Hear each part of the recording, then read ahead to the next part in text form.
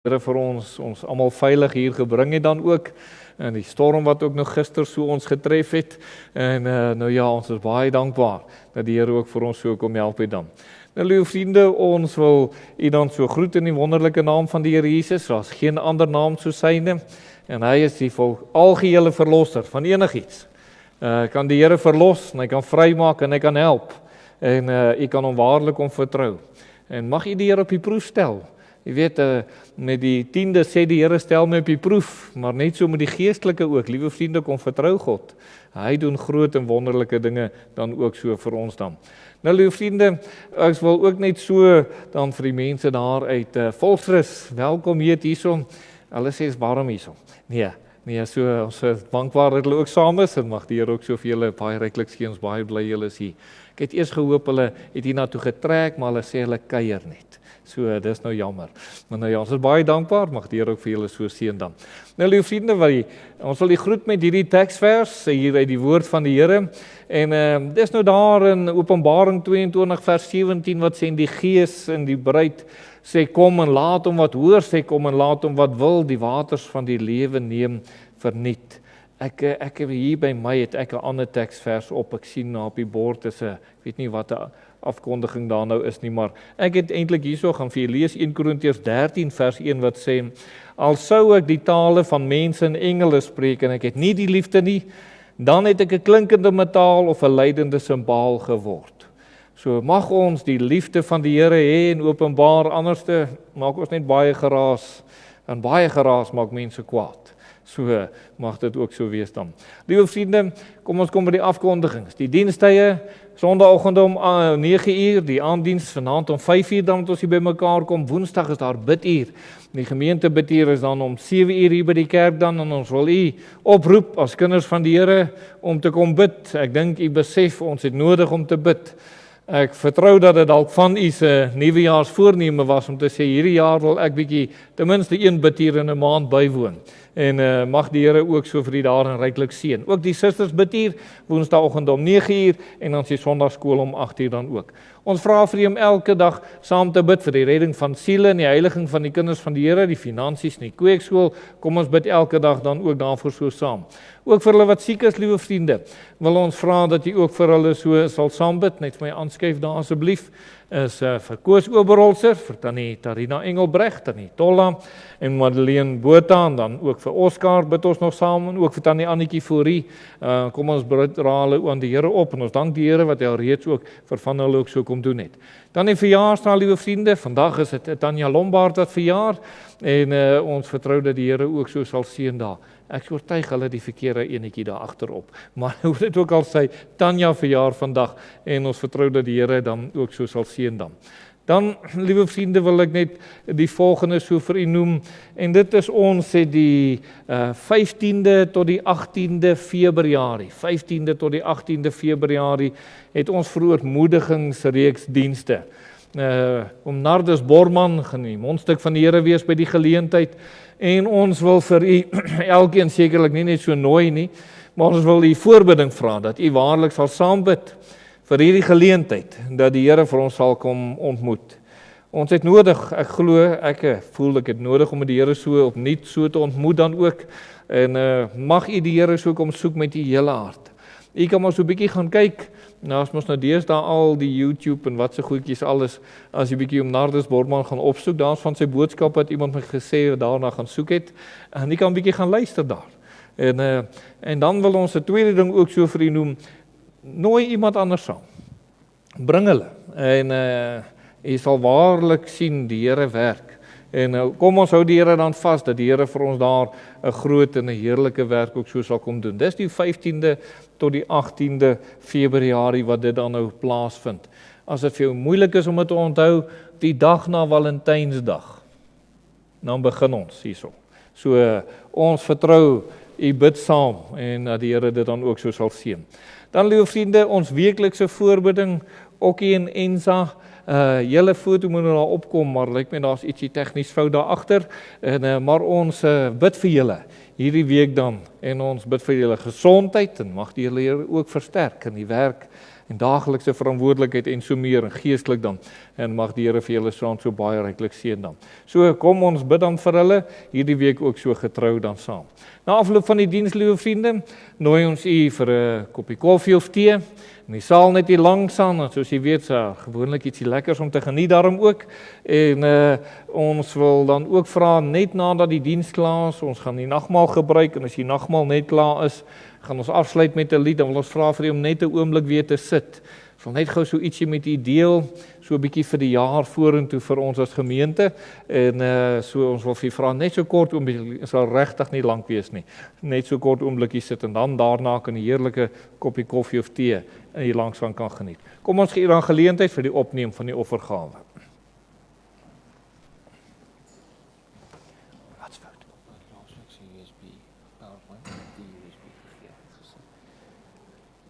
Nee, is hier op. Is die regte een? Nee, staan hier. Gee eens op.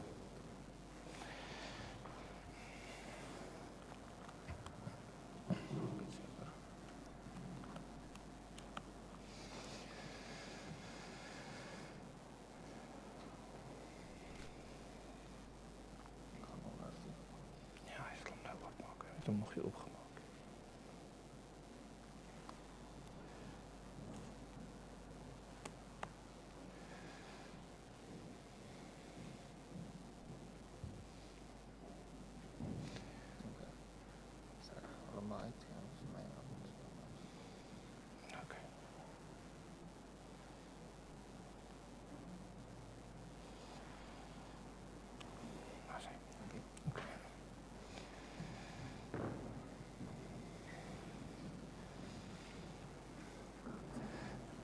Nog iets wat Roan als kerkraad voorstel. Oké, dat is wel raar. Ja.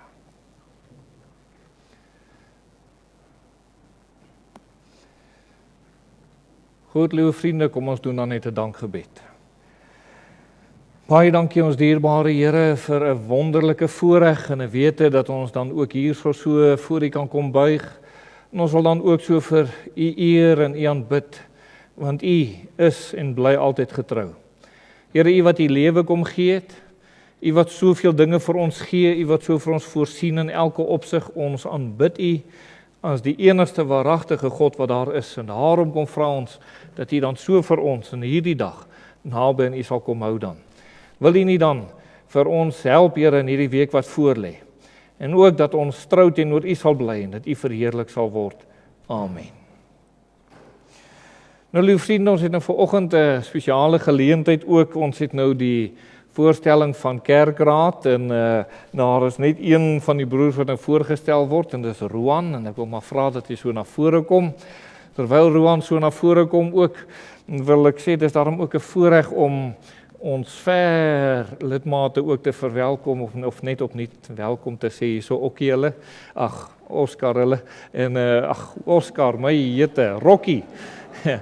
Rocky, Okkie, Roskar, wat moet ek eindig? Rocky, julle is baie dankbaar, julle is ook saam. Die kinders weet al as dit by name kom, dan is dit moeilik as ek hier voor staan. So, al ken ek jou nou. So, nee, ons is baie dankbaar, julle is ook saam en julle terg ons nou met die mooi dinge van die Kaap daar, maar ons het baie water hier. Ja, so as ek vir julle 'n bietjie gee.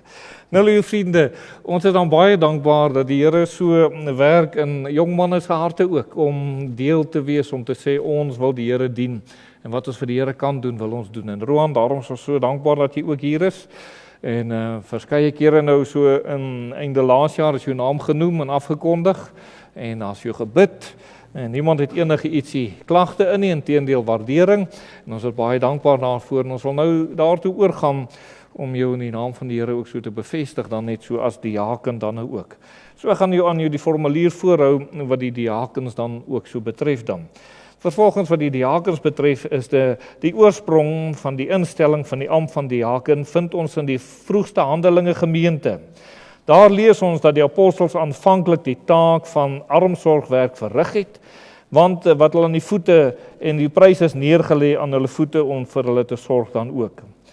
Dan is aan elkeen uitgedeel volgens die behoefte, maar toe daar ongelukkigheid ontstaan het, omdat die weduwee se versorging oor die hoof gesien is, het hulle manne gekies wat spesifiek die bediening van die armes moes behartig, sodat die apostels meer aandag kon gee aan die bediening van die woord en voorbidding. Volgens Romeine 12 vers 8 is die gebruik voortgesit deur die diakens wat daarvoor afgesonder en aangestel is.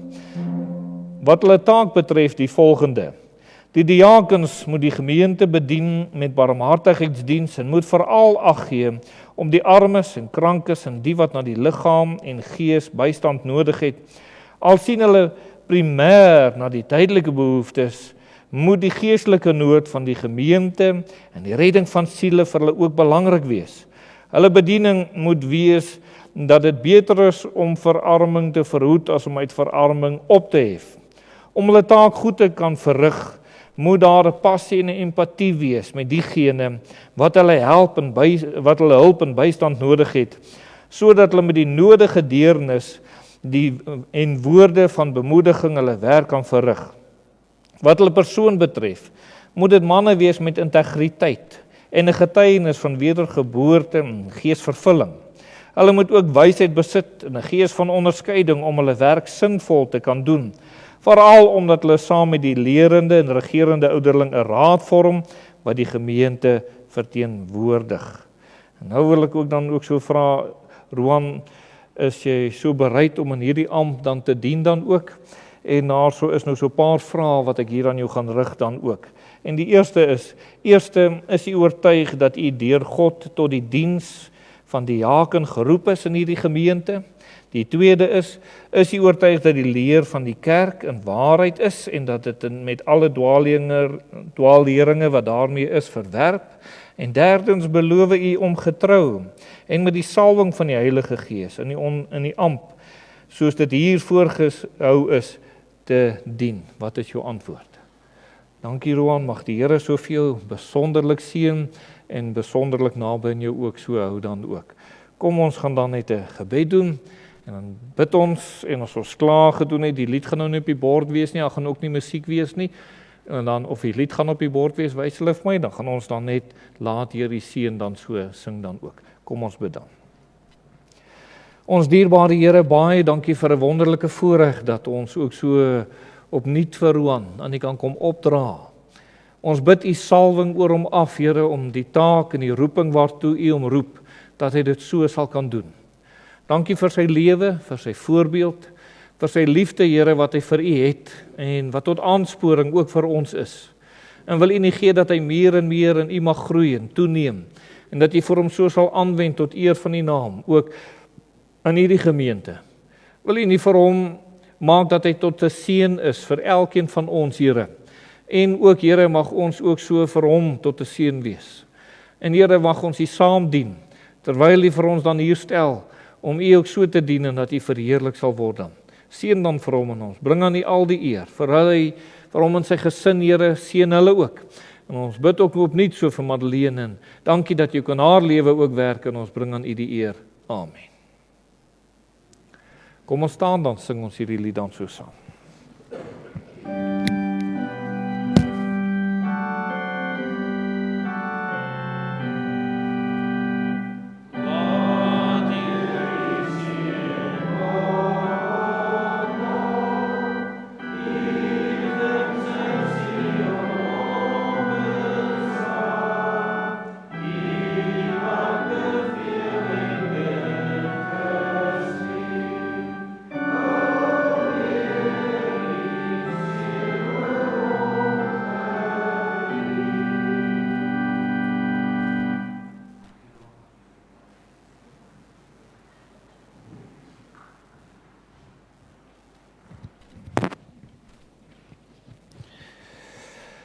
Nou, lieve vriende, ons gaan u nooi om die woord van die Here saam met ons oop te maak, en wel by 1 Korintiërs, die 11de hoofstuk, 1 Korintiërs hoofstuk 11, dan gaan ons daaruit so saam lees, so ons wil u nooi om die woord van die Here dan ook so oop te maak dan.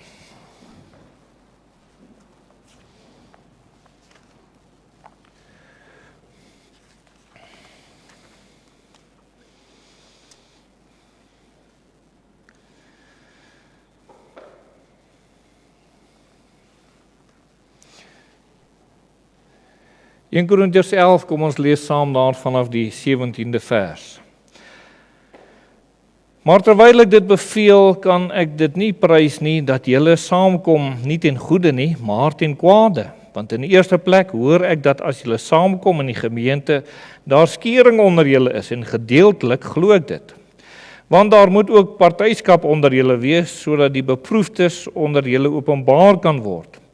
As julle dus saamkom, dan wil dit nie sê dat julle die nagmaal van die Here eet nie. Want as julle eet, gebruik julle elkeen eers sy eie ete, en die een het honger en die ander is dronk. Het julle dan geen huise om in te eet of te drink nie? Of verag julle die gemeente van God en maak julle die beskaam wat nie het nie? Wat sal ek vir julle sê? Sal ek julle prys? Hierin prys ek julle nie. Want ek het van die Here ontvang wat ek aan julle oorgelewer het, dat die Here Jesus in die nag waarin hy verraai is, brood geneem het. En nadat hy gedank het, het hy dit gebreek en gesê, neem eet, dis my liggaam wat vir julle gebreek word, doen dit tot my gedagtenis. Net soos die beker na die ete met die woorde, hierdie beker is die Nuwe Testament in my bloed, doen dit so dikwels as julle daaruit drink tot my gedagtenis. Want so dikwels as julle hierdie brood eet en hierdie beker drink, verkondig julle die dood van die Here totdat hy kom.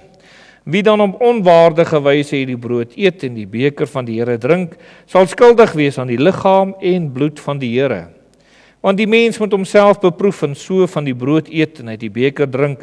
Want wie op onwaardige wyse eet en drink 'n oordeel oor homself, terwyl hy die liggaam van die Here nie onderskei nie.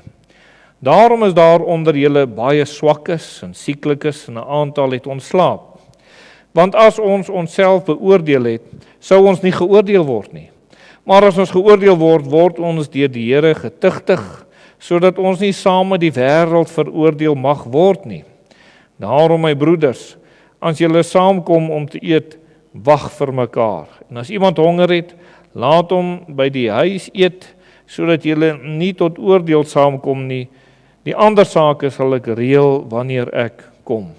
Net tot daar uit die wonderlike woord van die Here. En die manne wat kan staan, en doen ons net 'n gebed saam. Ons dierbare Here, baie dankie vir 'n wonderlike voorreg om voor U te kan buig. Dankie dat U vir ons sorg en dat U goed is vir ons. En Here, nou het ons U woord gelees. En daar's baie gedagtes wat sekerlik by ons opgekom het terwyl ons dit gelees het. En dan wil ons vra, Here, kom maak U woord lewend in ons hart.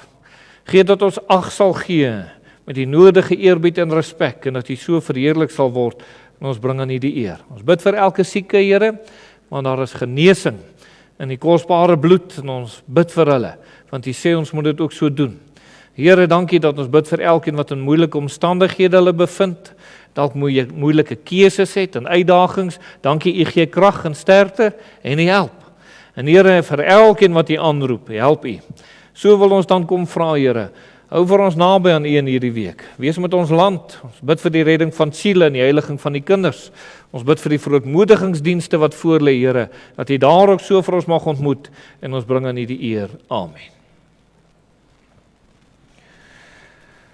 Nou, lieve vriende, na aanleiding van die woord van die Here wat ons so saam gelees het, wil ons tog ook so met U deel dit wat die Here hier in sy woord vir ons sê. Dit is sekerlik die nagmaalsformulier wat daar gegee word. En vooraf word daar verwys na hierdie gemeente oor die oneenigheid wat daar ontstaan het, jy so 'n bietjie rondom die ete en so meer. En nou word daar gesê, jong, dis wat die Here gegee, die Here die nagmaal gegee en dit behoort 'n eenheid onder julle te bewerk. 'n Wonderlike seëning behoort dit sekerlik vir 'n mens te wees dan ook. So, liewe vriende, dan wil ons vandag met U deel juis oor hierdie tema, oor die nagmaal, die verlede, die hede en die toekoms van die nagmaal.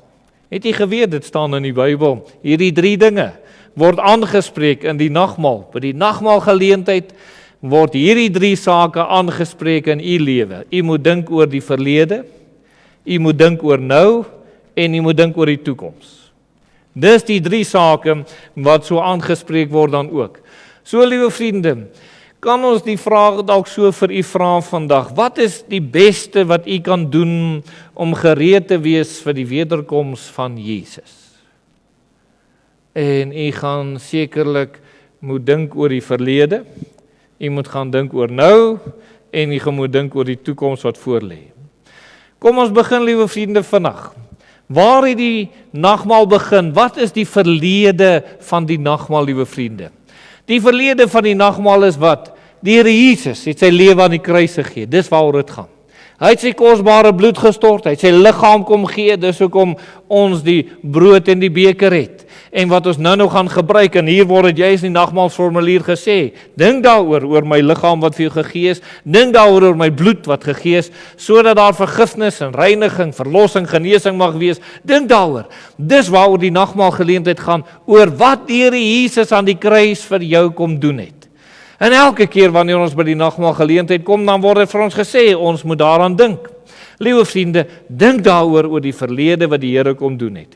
Die Here is, liewe vriende, wat het jy tot nou toe gedoen met die kruis van die Here Jesus, dat hy sy lewe vir jou kom gee het, om jou te verlos van sonde, jou sekerheid te kan gee, dat jy hemel toe gaan. Wat het jy tot nou toe daarmee gedoen? Is dit net kopkennis, of het dit 'n realiteit en 'n werklikheid in jou eie hart en lewe geword? Weet jy van dit? Dis die Here.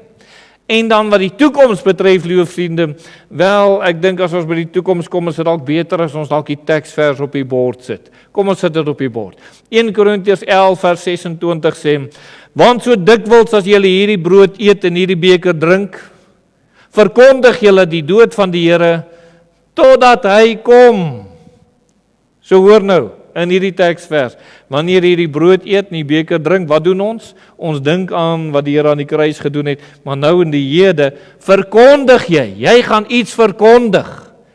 Jy gaan die dood van die Here verkondig. Jy gaan verkondig wat het die kruiswerk van die Here Jesus in jou lewe kom doen. Dis wat jy nou doen, tot wanneer? Totdat die Here kom, en dis die toekoms. Die Here kom. So hierdie 3 dinge moet by die nagmaal sekerlik in ons harte vasgemaak word. Inteendeel, liewe vriende, die Bybel is so ernstig daaroor, oor wat u doen met wat die Here Jesus aan die kruis vir u gedoen het, hoe dit nou in die lewe is, en waantoe jy eendag gaan, of jy nou hemel toe of hel toe gaan, en as jy hemel toe gaan jy loon ontvang of nie loon ontvang nie. Die Here is so ernstig daaroor, dat daar 'n vermaaning is, net daarna in vers 26 en vers 27 en 28 sê hy dan, wie dan op onwaardige wyse hierdie brood eet en die beker van die Here drink. Onthou nou, onwaardige wyse die brood en die beker, met ander woorde, onwaardig die dood van die Here hanteer. Kan ek eers vir u vra, hoe sal iemand nou die dood van die Here onwaardig hanteer? Is dit om dan net nie nagmaal te gebruik nie? Is dit onwaardig? Ja, ek dink dit is onwaardig, is nie waardering nie.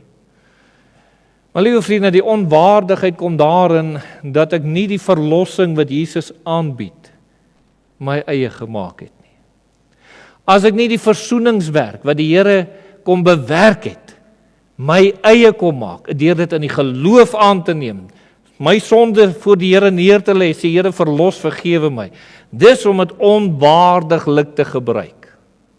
Nou sê hy, hulle wat dit onwaardig gebruik, liewe vriende, hy sê, wie dan op hierdie onwaardige wyse hierdie brood eet en beker van die Here drink, sal skuldig wees. Hoor nou, waarin is jy skuldig?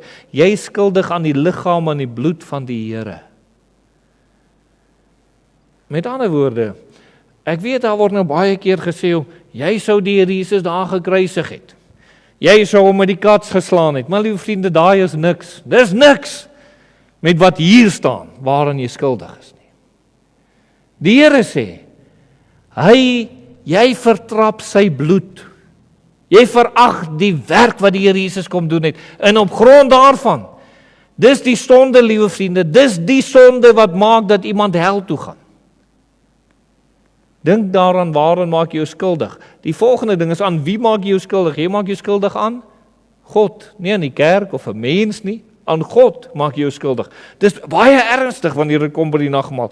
En dan sê in vers 28, hy sê, maar die mens moet homself beproef en so van die brood eet en uit die beker drink. So net vooruit iemand sê, jong, ek gaan nou glad nie die nagmaal gebruik nie, as ek nie skuldig nie. Nee, jy is skuldig as jy dit al klaar nie gebruik nie.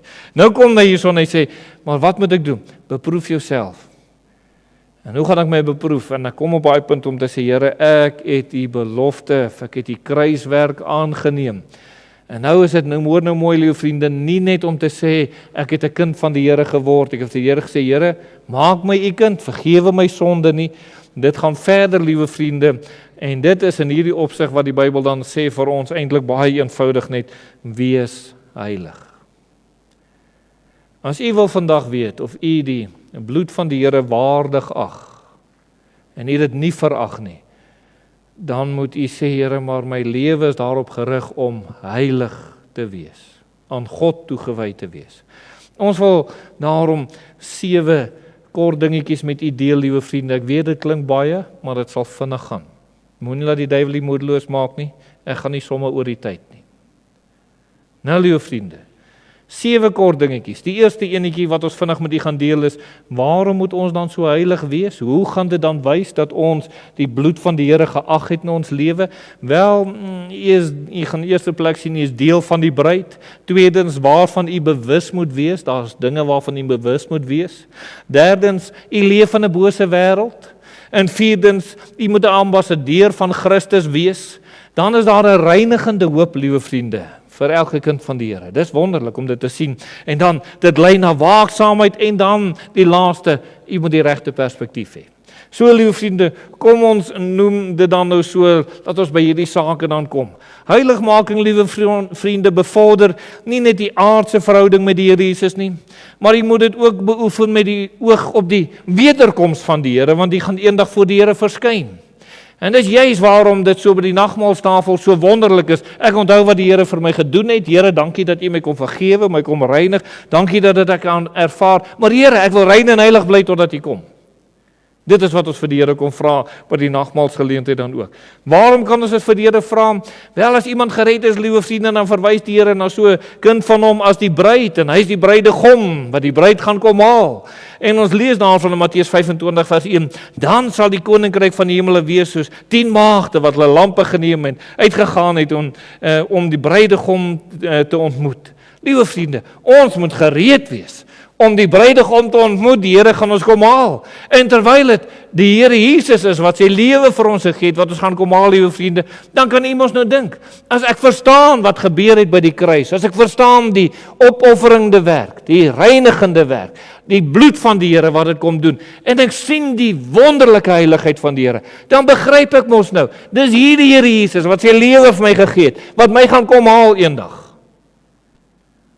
En nou dit nog nie gebeur nie, die Here het nou nog nie sy kinders kom haal nie. Terwyl dit nie gebeur het nie, hoe moet ek dan nou wees? Wel, soos 'n bruid wat wagtend is op die troue.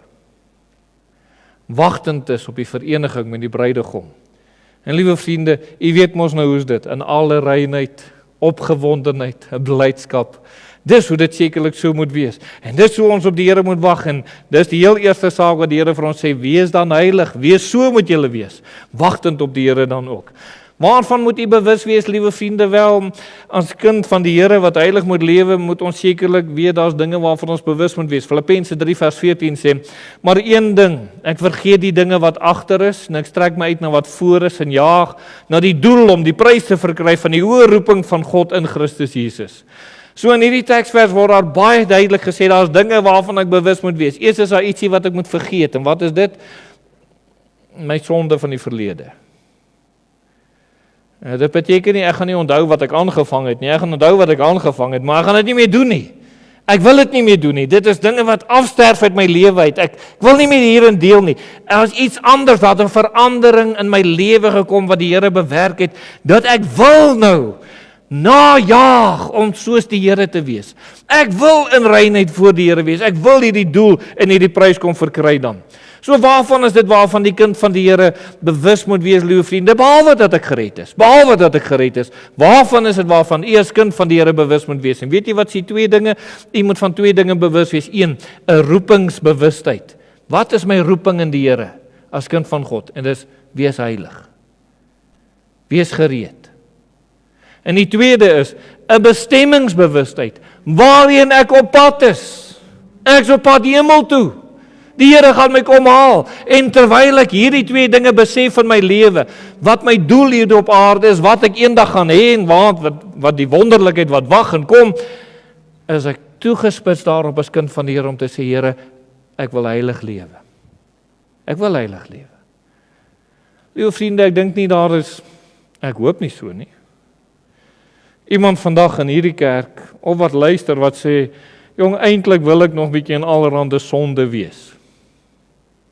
Met ander woorde, die ding wat jy doen, weet jy is sonde. Jy weet God oordeel dit, jy weet God haat dit, jy weet dit is dit wat gemaak het dat die Here aan die kruis sy lewe moes gee oor ons sonde. En jy sê, ek is lief vir hierdie ding, wat veroorsaak het dat die Here moes sterwe. Ek hoop nie daar is so iemand nie. Ek dink, u sê vandag, Here, dit wat u haat, wil ek haat. Dit wat tot oneer van u is in my lewe, wil ek jy moet uitkom. Hierdie verkeerde begeertes of dade, wat ook al, Here, dit moet uitkom, ek kan nie aan my aangaan nie, ek wil tot eer van die naam lewe. En die Here wil sekerlik hê dat dit moet gebeur in die lewe dan ook. So, liewe vriende, kan ek vir u vra, is u terdee bewus van u roeping in die Here? Is u terdee bewus van u bestemming in die Here? In die nagmaaltafel roep hy na dit toe, want hy roep jou terug. Onthou wat Jesus vir jou gedoen het. Jy weet waartoe jy moet gaan, want jy moet aanhou om die nagmaal te herdenk, totdat die Here kom. Waar is jy nou? Is jy in lyn? Of is jy buite die lyn? Is jy in lyn?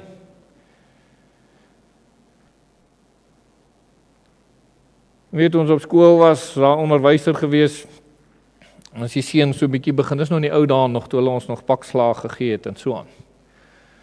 En as die seun so 'n bietjie begin, goedjies aanvang, of een ou se hare is so 'n bietjie snaaks, dan het hy gesê, kom in lyn, kom in lyn. So, liewe vriende, weet jy, wil ons nie opnuut sê, Here, ek wil in lyn wees, en die Here help vir ons. Maar nou gaan u vir my sê, dominee, dis goed en wel.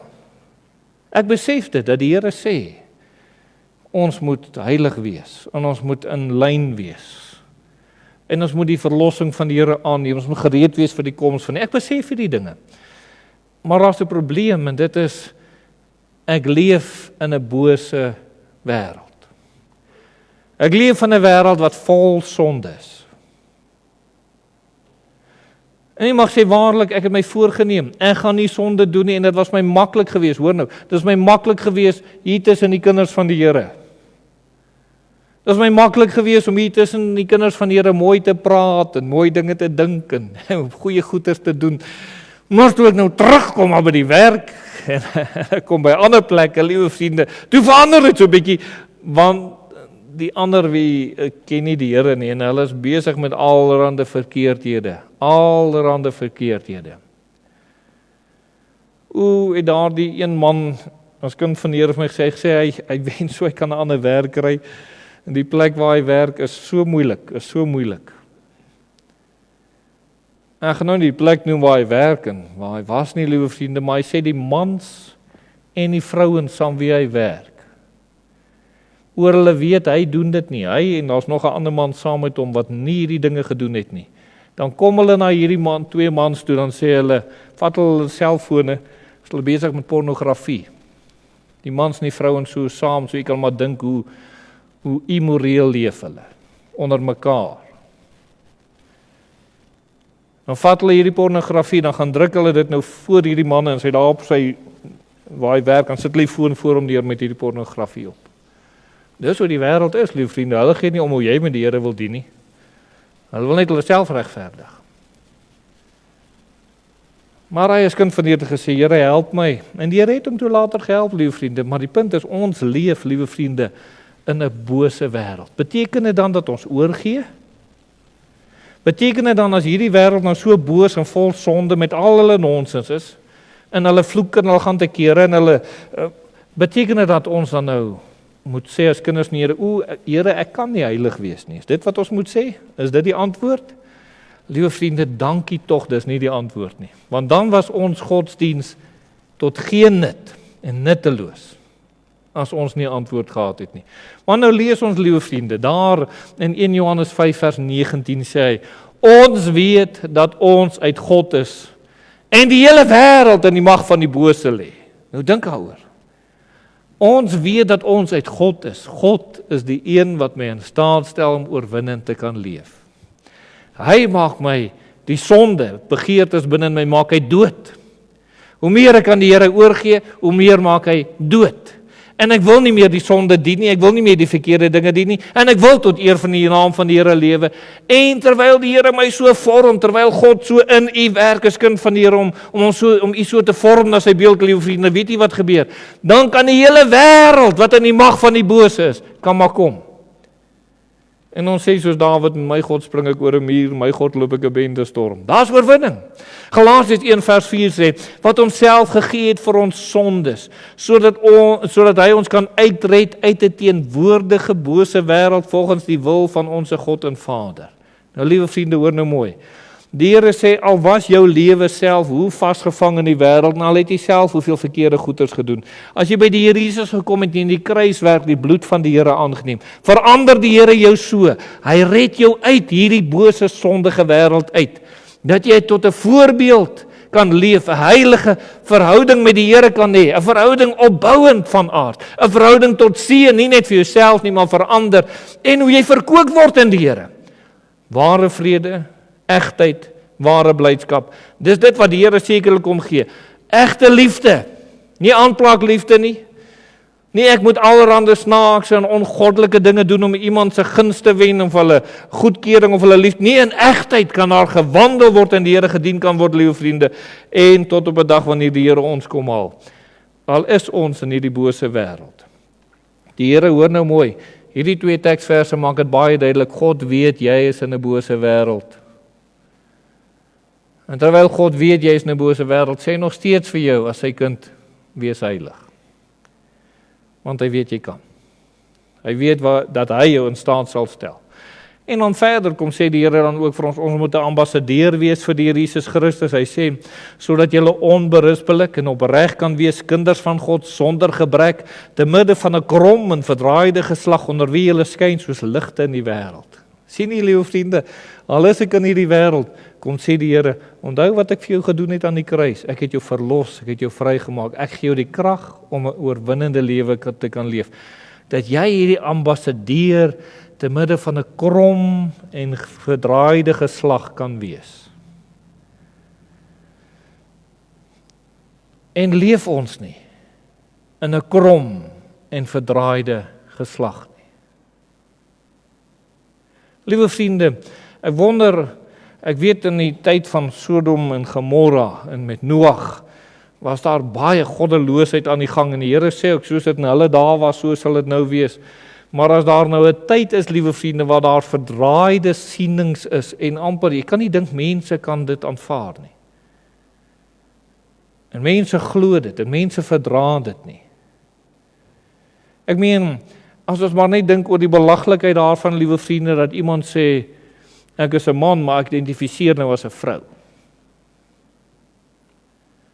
Of ek is 'n vrou en ek identifiseer nou as 'n man.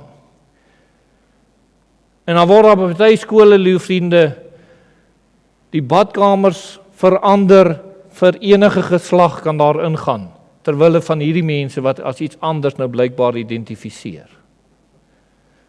Hoe belaglik is dit? Is daar ietsie fout? Waar is die normaliteit? Kan mense nie meer normaal dink nie, liewe vriende.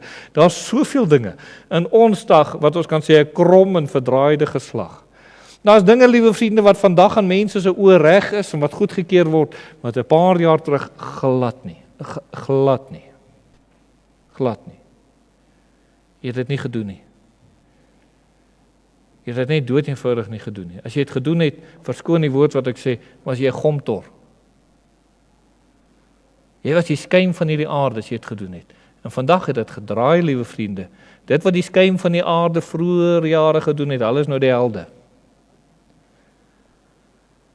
Nou sê die Here, al hoe hierdie verskoon dat ek so gaan uitdruk, ek gaan nou sterk uitdruk, al hoe hierdie gomtorre gaan agterkom. Hulle is nie heuningbye nie, want hulle dink hulle is wonderlik. Is as hulle heilige kinders van God sien. En die Here sê vir die kinders van God, wees die ambassadeur. Ek gaan weer dit sterk uitdruk, die gomtorre het vergeet hulle gaan voor God staan. Hulle dink hulle is in beheer. Hulle dink met hulle sonde is hulle baie cool en baie oulik, liewe vriende, en hulle vergeet hulle gaan voor God staan. En nou stuur die Here sy ambassadeurs onder hierdie gomtorre in, om hulle daaraan te herinner, jy gaan voor God staan. Dis waarom die lewe so reg moet wees, liewe vriende, en dat ons tot die Here ook so kan nader dan ook. Ons moet sekerlik, wanneer ons hierdie ambassadeurs is, liewe vriende, gee die Here vir ons moed, en hy gee vir ons deursettingsvermoë. Filippense 3 vers 20 sê, want ons burgerskap is in die hemele, van waar ons ook as verlosser verwag, die Here Jesus Christus, wat ons vernederde liggaam van gedaante sal verander om gelykvormig te word aan die verheerlikte liggaam, volgens die werking waardeur hy ook alles in homself kan onderwerp. Is dit nie wonderlik nie, lieve vriende? Dis wat die Here gaan doen vir sy kinders. Hy gaan ons verander. Ons leef nie vir dinge hier nie. Daar's 'n wonderlike saak wat vir ons wag. En die Here gaan dit sekerlik so vir ons kom gee dan ook. So, liewe vriende, moet ons dan vra, Here, hoe kry ek dit? Hoe kry ek hierdie deursettingsvermoë om U aanhou te bly dien tot daardie dag? Wel, daar is 'n reinigende hoop wat sekerlik in 'n kind van God se lewe moet wees. Dis die 5de. 1 Johannes 3 vers 2 sê, geliefdes, nou is ons kinders van God en is nie geopenbaar wat ons sal wees nie, maar ons weet dat ons as hy verskyn aan hom gelyk sal wees, omdat ons hom sal sien soos hy is. En hier's nou die saak. Die Here gaan kom en ons gaan die Here sien soos hy is. En kan ek gou vir u vra, antwoord gou in die eie gemoed. Hoe is die Here Jesus wat hy gaan kom haal? Hoe sien u hom? Is daar bedrog in hom? Is daar voorgee in hom? Is daar onreinheid in hom? Hoe sien u sy liefde? Hoe sien u sy heiligheid? Hoe sien u sy geregtigheid? Die Here Jesus wat hy gaan kom haal. En terwyl dit daar die Here Jesus is wat ons gaan kom haal, liewe vriende, sê die Bybel dat ons aan hom gelyk sal wees. Aan hom gelyk sal wees. Nie hy aan ons nie, ons aan hom gelyk sal wees. Dink wat die Here in 'n mens se lewe kom doen. En terwyl ons hierdie hoop het dat ons aan die Here gelyk gaan wees, kom sê die vers net daarna, vers 3 sê vir ons, elkeen wat hierdie hoop op hom het, reinig homself soos hy rein is. Nou, liewe vriende, as u sê die Here gaan rein wees wat my kom haal, hy gaan wonderlik, hy gaan lieflik wees wat my gaan kom haal, hy gaan in liefde, al die wonderlikheid van die Here, dis hoe hy gaan wees, dan sê die Here, as jy glo dit is hoe ek gaan wees wat jou gaan kom haal, dan gaan jy nou hier op aarde jou lewe so kry om te sê, Here, dat ek rein kan wees. Jy sal oorgawes aan die Here maak, jy sal sonde bely, laat staan, los. Jy sal vir die Here vra, vergewe my, Here, hierdie dinge maak my los van dit, want U gaan my kom haal. En dis dit waar ons sekerlik moet wees, liewe vriende, omdat ons die Here gaan sien soos hy is. U sien, daar moet 'n morele en 'n leerstellige reinheid in 'n mens se lewe wees. Oor morele reinheid wil ek vir u net hierdie teksverse lees, Jakobus 1 vers 27 sê, 'n reine en 'n onbesmette godsdienst vir God en die Vader is dit om wees en weduwee en hul verdrukking te besoek en jouself vlekkeloos te bewaar van die wêreld. Dis moreel. Bewaar, jy het 'n verantwoordelikheid om jou te bewaar van die sonde van hierdie wêreld. 1 Petrus 3 vers 2 sê, as hulle julle reine godsvreesende wandel aanskou het, met ander woorde, die Here praat van sy kinders terwyl op aarde was, en hy sê, hulle sien julle reine godsvreesende wandel. En as dit met hulle so was, ons in hierdie geslag ook. 'n Reine godsvreesende wandel. Dis wat die Here van ons vra, moreel rein. En jou vriende, dis nie baie moeilik om vandag moreel rein uit te staan nie. Is regtig nie moeilik vandag moreel rein uit te staan nie. Dis met die klere drag as Christen behoort dit nie moeilik te wees nie. Dis met die taal vandag as Christen behoort dit nie moeilik te wees nie. Daar's 'n sekere woord, liewe vriende, ek wil dit nou nie eens noem of in die gedagtes plant nie, maar daar's 'n sekere woord wat so baie gebruik word, ek sê vir Lorinal, ek dink nie meer is 'n vloekwoord nie. Almal gebruik dit oral. Die onderwysers gebruik dit in die klaskamers. Dit word langs die sportvelde gebruik. Groot mense skree op die kinders hierdie woord. Die afrigters skree op die kindertjies hierdie woord. Die kindertjies skree dit terug vir die groot mense. Liewe vriende, dis nie meer moeilik om moreel rein uit te staan nie. Net deur jou woorde. Liewe vriende, Die dinge en die plekke wat ons besoek en waarheen ons gaan, ons belangstellings, is nie meer moeilik om moreel rein uit te staan nie. Dit is doodeenvoudig 'n lewe aan God oorgegee. Die Here kan dit kom seën. Dan is daar leerstellige reinheid ook, liewe vriende.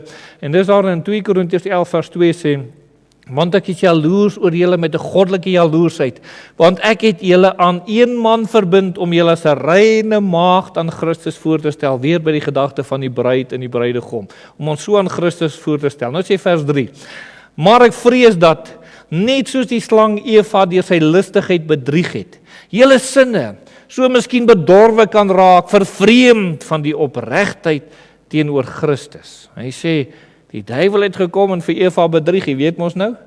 Nou sê hy na ons toe ook, wil die duiwel ook om in ons sinne kom verblind. Nou wat het die duiwel met Eva gedoen? Onthou jy wat het hy gedoen? Hy het vir haar gesê, is dit ook so dat God gesê het, as julle van hierdie vrug eet, sal julle, en toe sê, nou ja, dis so, en die duiwel sê, dis nie so nie. Maar God weet, as jy van hierdie vrug eet, gaan jy soos hy wees, en hulle wou graag soos die Here wees. Eers sê hy, God lieg, dis nie so nie. Tweedens sê hy, die Here is nie so goed vir jou as wat hy wil voorgee hy is nie, want as jy van hierdie vrug eet, gaan jy soos die Here wees, jy gaan beter wees. En hulle glo 1 die leuen, 2 hulle dink, hulle vat die ding, die Here is nie vir my so goed as wat dit behoort te wees nie. Nou sê vers 4, want as iemand kom en 'n ander Jesus verkondig, wat ons verkondig het, of julle 'n ander gees ontvang as wat julle ontvang het, of 'n ander evangelie as wat julle aangeneem het, laat julle dit goed geval. So nou kom dit, hulle bring 'n valse evangelie, 'n goedkoop evangelie, nie worry oor sonde nie, voel net lekker. Hulle kom en hulle bring 'n ander gees, liewe vriende, en daar's baie snaakse geeste wat hier staan in die kerk inkom, of kerke inkom, en dis nie meer heiligheidsgeeste nie, dis al sulke lekker gevoelsgeeste. Ja, ek wil dit sommer so noem, lekker gevoelsgeeste, laat jou so lekker voel. En dan kom hy by 'n ander saak, liewe vriende, hy sê, behalwe hierdie ander evangelie wat daar aangeneem word, liewe vriende, hy sê, julle keer dit goed, want dit voel lekker. Oppas morele onreinheid, kind van die Here. Jy mag moreel dalk onder mense uitstaan, maar as jy begin om dwaalings aan te gryp en die leuen oor die Here Jesus aan te gryp, moet jy weet daar's fout. Ek wil dit baie duidelik van hierdie kant sal al weer 'n keer sê. Enige iemand, ek gee nie om wie jy is nie, as jy kwaad is vir God, is die fout by jou. Ek sal met my hele wese altyd opstaan vir die Here. Want God is liefde. Iewers as jy kwaad is vir die Here, jy 'n leuen van die duiwel geglo wat jou mislei. As jy met haat en kwaad in jou hart sit teen jou broer of jou suster of vir iemand selfs, ek praat geestelike broer en suster, tydelike broer en suster ook, daar's fout. Liewe vriende, die Here bewerk sy liefde in ons. In 2 Timoteus 2 vers 25 sê, hy moet die weerspanniges in sagmoedigheid teregwys, of hulle nie miskien bekering sal, of God hulle nie miskien bekering sal gee tot die kennis van die waarheid nie. Hoor nou, hulle moet kennis oor die waarheid kry wat hulle nie het nie. So hulle moet vermaan word sodat hulle insig kan kry om hulle die waarheid te sien, hulle te bekeer. Vers 26, en hulle weer nugter kan word, vry van die stryk van die duiwel, nadat hulle deur hom gevang was om sy wil te doen. Liewe vriende, miskien is daar mense daar, hulle is gevang om die wil van die Here te doen. Ek beweeg aan, liewe vriende, die 6de is, dit sal lei na 'n waaksame lewe. Hierdie, wanneer ons by die nagmaal kom en ek onthou wat die Here vir my gedoen het, ek onthou waantoe ek op pad is, ek moet dit ander bly doen totdat die Here kom, en nou is ek hier, wat moet dit bewerk in my lewe? 'n Waaksaamheid tot eer van die Here. Matteus 13 vers 33 sê, pas op, waak en bid, want julle weet nie wanneer die tyd daar is nie. Ons weet nie wanneer die Here kom nie. Wees gereed. Dan gaan hy aan, liewe vriende, daar in vers 36 en 37 sê dan ook hierdie woorde, hy sê, kom ons lees weer van vers 35 saam. Waak dan, want julle weet nie wanneer die eienaar van die huis kom nie, in die aand of die middernag, met die haan gekraai of vroeg in die môre nie. Dat hy nie miskien skielik kom en julle aan die slaap vind nie. En wat ek vir julle sê, sê ek vir almal, waak. Nie party nie, elke kind van die Here waak. Waarom moet ons waak, liewe vriende? Ek wil vir die 3 redes gee waarom ons moet waak. Vinnig, hoor gou hierdie 3 redes. 1, dit is 'n opdrag van God, waak. Net dit is al goed genoeg. 2, oor wat die duiwel doen. Hy steel. Hy verwoes. Daar's baie dinge wat die duiwel doen. Hy mislei. Hy's 'n leienaar, hy's 'n moordenaar. Oor wat hy is. Daarom moet jy waak oor wat hy is, oor wat hy doen. Nou laas Sondag die voorbeeld van 'n slang gebruik. Nou liewe vriende, as jy nou weer daar's 'n slang, dan is jy waaksaam. Hoekom? Want jy weet wat die vervloekte ding kan doen. Jy het al gehoor van die gif van 'n mamba of 'n adder, jy het gehoor. So nou is jy op, jy waak.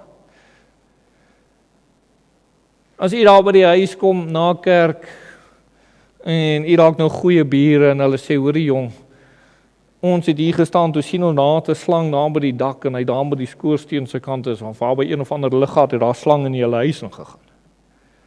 Sê vir my, hoe gaan jy in die huis inloop? Sommige so nonchalant, ag nee, wat, sommige so maklik. Nee, jy kyk rond. En jy gaan nie lekker slaap nie. Daai aand, as jy nie daai slang gekry het nie, jy slaap nie lekker nie. Ek weet nie van u nie, maar ek sal nie lekker slaap nie. Jy sal bly soek. Nou lieve vriende, hoeveel te meer kind van God waak oor wie die duiwel is. En dan die laaste is, waarom moet ons waak? Want ons moet die regte perspektief hê. En ek sluit af daarmee, die regte perspektief, liewe vriende, 1, daar moet 'n opwaartse perspektief wees. Hoor nou, die oog gefestig op Jesus, die leidsman en volëinder van die geloof, wat vir die vreugde wat van voorgehou is, die kruis verdra, die skande verag het, en die regterhand van die troon van God gaan sit het. So wat is ons regte perspektief? Ek kom hier by die nagmaal, my oog is op die Here Jesus, nie meer op die kruis nie, maar op die Here Jesus, wat my gaan kom haal. Opwaarts. My vertroue is in hom. Dan, liewe vriende, is daar 'n inwaartse perspektief altyd wanneer ons by die nagmaal kom. En dan lees ons daar in Psalm 139 vers 23: Deurgrond my, o God, ken my hart, toets my en ken my gedagtes en kyk of daar by my weg is van smart en lei my op die ewige weg. En dis die volgende saak wanneer ons hier by die nagmaal kom. Here, ek wil nou vergeet van my man en vrou en die en daai wat ander ouens wie nou ook al met die Here mag nodig hê, maar ek wil weet, Here, is ek reg met U? Ongeag van wie ek wil weet, Here, is ek reg met U? Wat dink U van my? Is ek reg met U? En ek vra vir die Here, kom wys vir my. En liewe vriende, wanneer jy dit vir die Here bid, want jy weet mos nou wat die Here aan die kruis gedoen het, jy weet mos nou waar hy nie gaan, nou moet ek hierdie ding inwaarts, moet hierdie saak reg wees, want ek wil in reinheid die Here ontmoet. En ek sit hier by die nagmaal, en ek sê, Here, ondersoek my. En as daar nou iets in u lewe is, wat u sê, hierdie ding, hoor nou, gewoonlik wat nou gebeur is, daar mag nou 'n dingetjie, of 'n ding, 'n daad, 'n optrede, iets, en hier in jou verstand opkom en jy weet, en jy mag dit dalk vroeër geregverdig het, maar in hierdie oomblik rig die Heilige Gees van God dit daar in die hart, en hy sê, hierdie ding, keer jou, om vrede met God te hê. Hierdie ding keer jou om binne die wil van God te bly. Hierdie ding beweeg jou onder die beskermende hand van God uit. Hierdie ding maak dat die seën van die Here nie meer oor jou lewe is nie. Maak reg. En nou het jy 'n prys om te bereken. Want party goed is dalk nog nie altyd so maklik nie. Maar die Here sê, daar is oorwinning. Dan, liewe vriende, is daar 'n uitwaartse perspektief. Markus 9 vers 37 staan daar, toe sê hy vir sy disippels, die oes is wel groot, maar die arbeiders min. Dis nou die ander saak. Kom hier by die nagmaaltafel, ek onthou wat die Here vir my kom doen het, en ek weet, daar's soveel mense daar buite, wat nodig het om te weet, die Here kan vergewe, hy kan verlos, hy kan herstel, hy kan nuut maak. Maar hulle het dit nog nie ervaar nie. Dit moet hulle deel word. Verder weet ek, daar's 2 bestemmings, die hemel en die hel, en ons wil graag hê hulle moet saam hemel toe gaan, want dis waar die nagmaal gaan. Ons gaan saam met die Here, ons moet dit aanhou bly doen totdat die Here kom. So Here, na hierdie nagmaalsgeleentheid wil ek vir vra, Here, Maak my 'n arbeider in die oes. Gebruik my tot eer van die naam. En dan, liewe vriende, voorwaartse saak wat daar is, dan ook in Filippense 3 vers 14 sê, maar een ding, ek vergeet die dinge wat egter is, en strek my uit na wat voor is, en jaag na die doel om die prys te verkry van die hoë roeping van God in Christus Jesus. En wil jy nie daar kom, liewe vriende, dat u vandag kan sê, Here, dankie, dankie, dankie, dat u my vrygemaak het van my verlede. Dat u my skoongemaak het van my verlede. Dat u my herstel het van my verlede. Dankie dat u dit vir my kom doen het. En nou kan ek aangaan en in hierdie nuwe lewe wat u gee, en die roeping uitleef waartoe u my roep. Ek's nie vir niks op hierdie aarde nie, ek's hier om God te verheerlik. En die rig u lewe daarop, liewe vriende, en die Here kom seën vir u. As u dit sou nalat, liewe vriende, wil ek mee afsluit, as u dit sou nalat, dan sal die genietinge en die sorge van hierdie lewe u lewe oorneem. Die lewe sal gaan net oor die dinge van hierdie lewe. Of dit sy plesiere is, of sy swaar kry, of al twee. Maar hulle albei gaan kom, en dis alwaaroor jou lewe sal gaan. Hierdie dinge gaan bepaal, liewe vriende, wat jy doen en late gaan wees. Wat jou belangstellings is, wat jou vreugdes gaan wees, wat jy graag wil doen. Waarvoor jy opoffer en waarvoor jy nie opoffer nie. Dit gaan dit bepaal. Die kind van die Here kom sê vandag, Here, ek onthou wat u opgeoffer het vir my. Ek kom gee my lewe, want ek weet wat wag. Die ou wat die Here nie wil dien nie, worry nie oor die kruis nie. Hulle offer op vir hulle eie, net hier op die aarde dan ook. Liewe vriende, dit gaan die tydbestuur bepaal. Wat doen jy met jou tyd? Dan, liewe vriende, wil ek afsluit met hierdie teksvers dan net. En dit is daar in Titus 2 vers 13 en 14. Terwyl ons die salige hoop in die verskyning van die heerlikheid verwag van die groote God en ons verlosser Jesus Christus, wat homself vir ons gegee het om ons te verlos van alle ongeregtigheid en vir homself 'n volk as sy eiendom te reinig, ywerig in goeie werke. Ywerig in goeie werke. En nou kom hy, en hy sit by die nagmaaltafel aan en hy sê, Here, ek onthou wat hy gedoen het aan die kruis. Ek verstaan waarom hy dit gedoen het. Dit wat hierdie twee teksverse, dis hoekom hy dit kom doen het. Want ek gaan voor 'n rein God eendag staan. Ek gaan u ontmoet. En mag die Here vir u seën. Mag jy met hom deurgaan. Nou, liewe vriend, ek weet nie wat die verlede is nie. Maar Jesus weet. Niemand in hierdie kerkgebou kan die verlede verander of jou skuld wegneem nie. Maar Jesus kan. Ek weet nie wat die toekoms is nie, daar's van die wat ek dink hemel toe gaan. En liewe vriende, maar u weet met sekerheid nou daar waar jy sit, of jy hemel toe of hel toe gaan, jy weet dit. En as jy hel toe gaan, wel, hier is die geleentheid, maak met God reg, jy hoef nie hel toe te gaan nie. As jy nie sekerheid het nie, maak reg. Maar as jy weet jy gaan hemel toe ook, dan gaan jy mos nou ook sê, Here, maar ek wil so wees dat ek in lyn is met u. En mag die Here verheerlik word, mag hy ook so vir u seën. Amen. Kom ons gaan tot die Here net nader, 'n kort gebed, liewe vriende. Ons dierbare Here, baie dankie dat ons voor u kan kom buig, en ons vra ook dat u so vir ons sal ontmoet en sal kom seën, en dat u ook verheerlik sal word. Terwyl ons nou by die nagmaaltafel gaan aansit, ken u die harte van elkeen hier, Here. U weet waar ons is in daardie lyn, of ons in lyn met u is, of ons nie is nie. Ons bid, Here, dat ons elkeen in lyn met u mag wees. Seën dan nou vir ons ook by die gebruik van hierdie nagmaal. Dankie vir wat u vir ons kom doen het.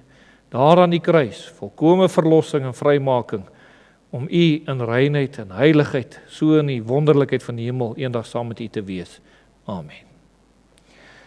Nou, lieve vriende, ons gaan net so aan die formulier voorhou wat die nagmaal betref, en ek gaan weer vir u lees wat ons in die skrifgedeelte saam gelees het, maar dat ons ook so net met agting ook daarna sal luister. Daar staan in Lukas 11, ek lees vir u vanaf vers 23, hy sê, wat ek van die Here ontvang het, wat ek ook aan julle oorgelewer het, dat die Here Jesus in die nag waarin hy verraai is, brood geneem het, en nadat hy gedank het, het hy dit gebreek en gesê, neem eet, dis my liggaam wat vir julle gebreek word, doen dit tot my gedagtenis. Net so ook die beker na die ete met die woorde, hierdie beker is die Nuwe Testament in my bloed, doen dit so dikwels as julle daaruit drink, tot my gedagtenis. Want so dikwels as julle hierdie brood eet en hierdie beker drink, Verkondig julle die dood van die Here totdat hy kom. Wie dan op onwaardige wyse die brood eet of die beker van die Here drink, sal skuldig wees aan die liggaam en bloed van die Here. Want die mens moet homself beproef en so van die brood eet en uit die beker drink. Wie op onwaardige wyse eet en drink 'n oordeel oor homself, terwyl hy die liggaam van die Here nie onderskei nie. Mag jy dan vanoggend sê, Here, dankie dat ek na U toe kan kom en op 'n waardige wyse kan kom eet en drink. Nie oor wat ek is nie, maar oor wat U gedoen het, wat U vir my gaan doen en wat U vir my nou kan doen. En ek kom vertrou die Here. Selfs al het jy dinge om met God reg te maak, maak dit nou reg.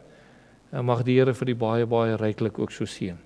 Ons gaan dan 'n lied sing. Ek sien hulle wou al gesing het, maar ons gaan nou 'n lied sing. En dan gaan ons die tafel vir ons net in gereedheid gebring word. Kom ons sing die lied dan.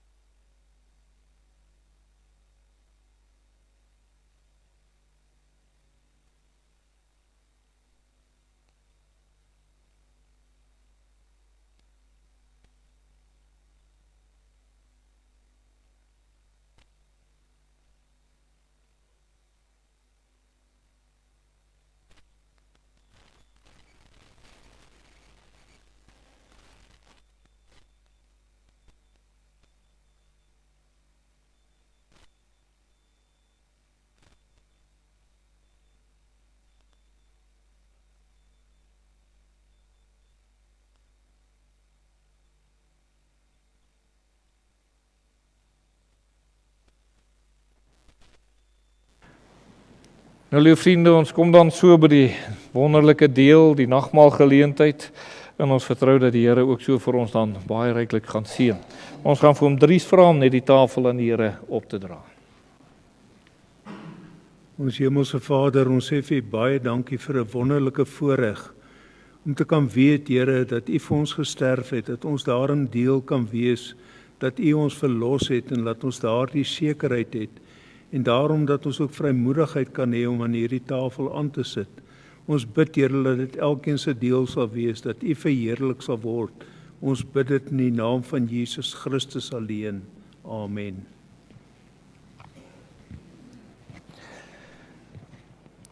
Nou lieve vriende, die Here het in die nag waarin hy verraai is, in die brood geneem en het gebreek en gesê, neem eet, dis my liggaam wat vir julle gebreek word, doen dit tot my gedagtenis. En as u nou onthou, liewe vriende, wat die Here Jesus vir u kom doen het, dan kom sê, Here, maar ek wil ook my lewe so nie oorgee. En dis niks anders as, die Here het algeheel oorgegee, en u sê, Here, ek kom gee algeheel oor. En mag die Here dan so vir u baie ryklik seën.